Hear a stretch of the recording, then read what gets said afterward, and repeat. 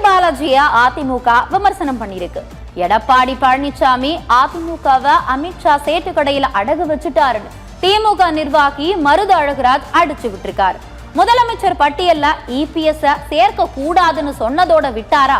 அவர் தேர்ந்தெடுக்கப்பட்ட தலைவர் இல்ல, கூவத்தூர் டெண்டர்ல தலைவர் ஆனார்னு காய்ச்சி எடுத்திருக்காரு. இப்பொழுது அண்ணா திமுக கிடையாது, அண்ணா தொடங்கிய திமுக மட்டும்தான் இருக்கிறது என்பதற்கு நானும் சாட்சி. தமிழ்நாட்டினுடைய முதலமைச்சர் பட்டியலில் எடப்பாடியை சேர்க்கக்கூடாது. காரணம், அவர் தேர்ந்தெடுக்கப்பட்ட தலைவர் அல்ல, ஊர்ந்தெடுக்கப்பட்ட தலைவர்.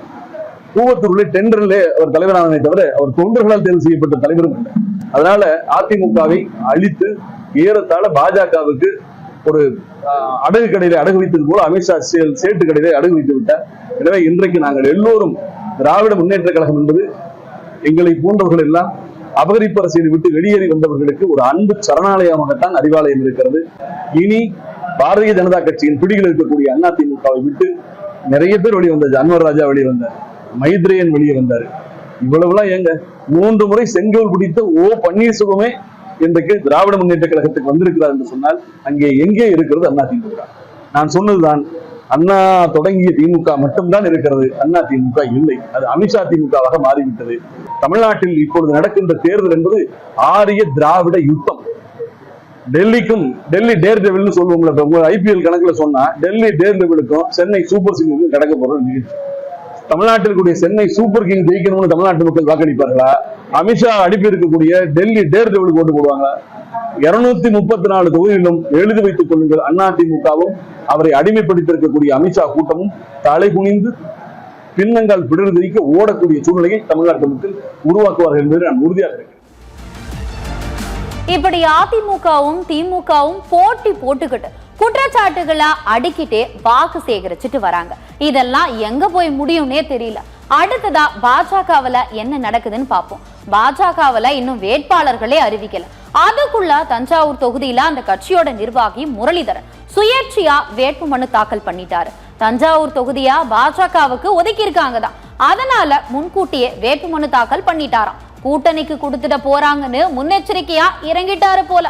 ஓவர் கான்பிடென்ட் உடம்புக்கு ஆகாது ராஜா.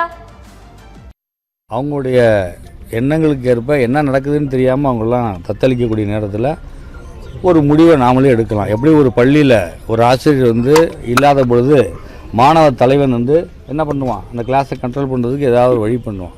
அந்த அடிப்படையில் மாவட்ட துணைத் தலைவர் அடிப்படையில் இந்த மாவட்டத்தில் தஞ்சாவூர் தொகுதியை ஒதுக்கணும்னு எவ்வளோ பேர் வேண்டிகிட்டு இருக்கிறாங்க. அந்த வாய்ப்பு வழங்கப்பட்டு விட்டது, பிஜேபிக்கு வழங்கப்பட்டு விட்டது. அதில் கேண்டிடேட் யாருங்கிற தலைமை முடிவு பண்ணோம். இன்றைக்கி நாள் நல்லா இருக்குது, என்னுடைய ராசிப்படி நீ கட்டலான்னு நம்ம கட்டியிருக்கோம். தலைமை என்ன சொல்லுதோ கட்டப்படும்.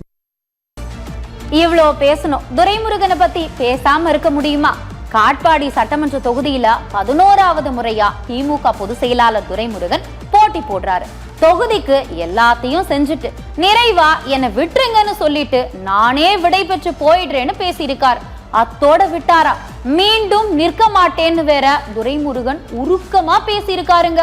துரைமுருகன் கடந்த தேர்தலையும் இதே டைலாக்க பேசின மாதிரி தான் ஞாபகம் இருக்கு. நான் இந்த ஊரில் உங்களோடு வாழ்வில்லையா? ஆக எல்லாவற்றையும் நினைத்து பாருங்கள். இந்த தொகுதியில் இன்னும் செய்ய வேண்டிய வேலைகள் நிறைய இருக்கிறது. இந்த 5 ஆண்டு காலம் நிறைவாக எல்லாவற்றையும் செய்துவிட்டு நானே உங்களிடத்திலிருந்து என்னை விட்டுவிடுங்கள் என்று விடைபெறுவேனே தவிர மீண்டும் நிற்க மாட்டேன். ஆகையினால் உங்கள் அனைவரையும் நான் இந்த முறை இதுவரையில் எப்பொழுது நான் அப்படி பேசியது கிடையாது. இன்றைக்கு நான் நிமிர்ந்து பேசியவன், ஆனால் இன்றைக்கு வணங்கி பேசுகிறேன். எல்லோருக்கும் என்னுடைய வணக்கத்தை தெரிவிக்கிறேன், வாழ்த்து தெரிவிக்கிறேன். என்னை வாழ்த்துங்கள், எனக்கு வெற்றி தேடி தாருங்கள்.